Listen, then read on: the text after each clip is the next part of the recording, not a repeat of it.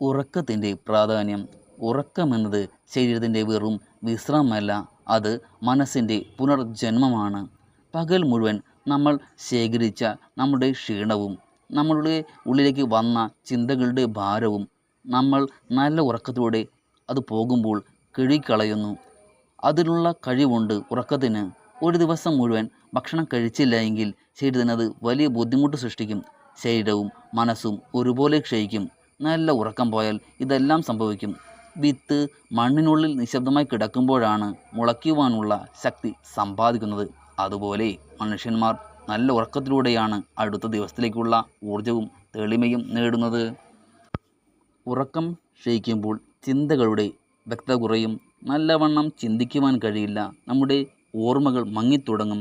കോപവും അസ്വസ്ഥതകളും വർദ്ധിക്കും. നല്ല ഉറക്കം ലഭിച്ചാൽ മനസ്സ് ശാന്തമാവുകയും നമ്മുടെ ശരീരം എന്തിനും സജ്ജമാവുകയും ചെയ്യും. നല്ല ഉറക്കത്തെ സമയം കളയലായി മിക്കവരും കാണുന്നു. അത് സമയം പാഴാക്കലല്ല. അങ്ങനെ ആരും കാണരുത്. അത് ജീവിതത്തിൻ്റെ അനിവാര്യമായ സാധനമാണ്. നല്ലവണ്ണം ഉറങ്ങാൻ കഴിയുന്നത് ഒരു സാധന കൂടിയാണ്. ജീവിതത്തിൽ ഭക്ഷണത്തിനുള്ള പ്രാധാന്യം, നമ്മൾ ശ്വസിക്കുന്നതിനുള്ള പ്രാധാന്യം എല്ലാവർക്കും അറിയാം.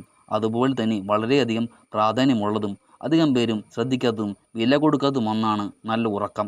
ശരിയായ രീതിയിൽ ഉറങ്ങുമ്പോഴാണ് പല ചോദ്യങ്ങൾക്കുമുള്ള ഉത്തരം മനസ്സിൻ്റെ അന്തരാളങ്ങളിൽ നിന്ന് ഉള്ളിൽ നിന്ന് നമുക്ക് ലഭിക്കുന്നത്. ശരിയായ രീതിയിൽ ഉറങ്ങുവാൻ നമ്മുടെ ശരീരത്തിലേക്ക്, അതായത് മനസ്സിലേക്ക് കടന്നു വരുന്ന അനാവശ്യമായിട്ടുള്ള ചിന്തകൾ ഒഴിവാക്കിയാൽ മതി. അതിന് ധ്യാനം പരിശീലിച്ചാൽ കുറേയേറെ ഗുണം ലഭിക്കും.